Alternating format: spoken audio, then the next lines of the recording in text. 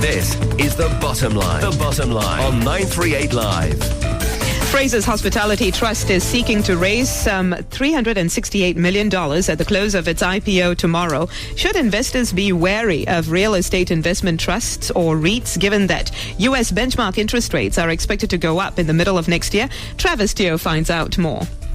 Frasers Hospitality Trust has priced its IPO at 88 cents per share, and he has promised a 7% yield for the 2015 financial year. General Manager at Fund Supermart, Wong Swee Zhao, says that is a fair deal for investors. I think it's about the norm for the REITs in that particular category, which is mostly hotels or service apartments. From the yield perspective, I think 7%. That represents the average of what REITs in that particular category are right now trading at. Comparable trusts in the segment include Ascendus Hospitality, Ascot REIT, CDL Hospitality, Far East Hospitality and OUE Hospitality.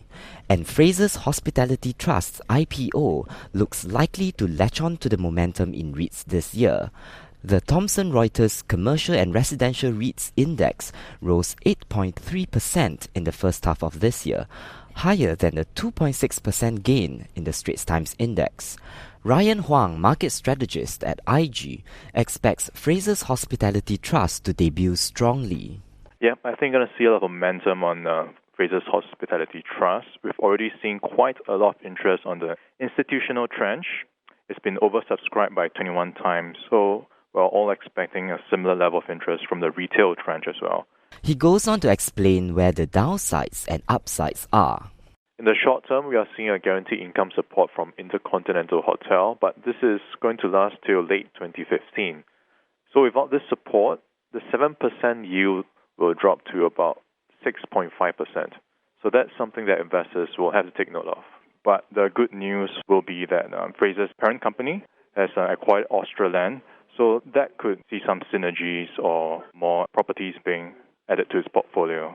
Senior Investment Manager at Aberdeen Asset Management, Christopher Wong, says the performance of REITs is dependent on their segment. Retail continues to be very resilient despite very high occupancy costs for tenants.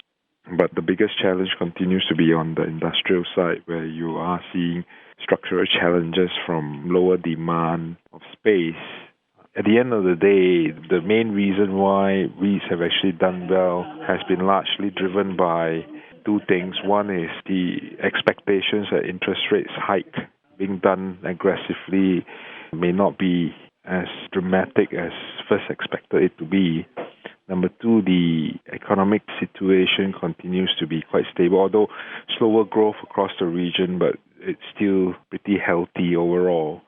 Analysts agree that the key risk remains the time frame around when the US Federal Reserve will start to raise interest rates.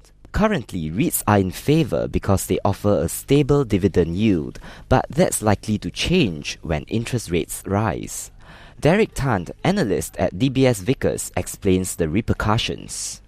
For a 1% increase in interest rates, it will not be an immediate impact on distributions because REITs typically only refinance a portion of their debt every year, and also they have hedged in a large proportion of their debt into fixed interest rates in the immediate term.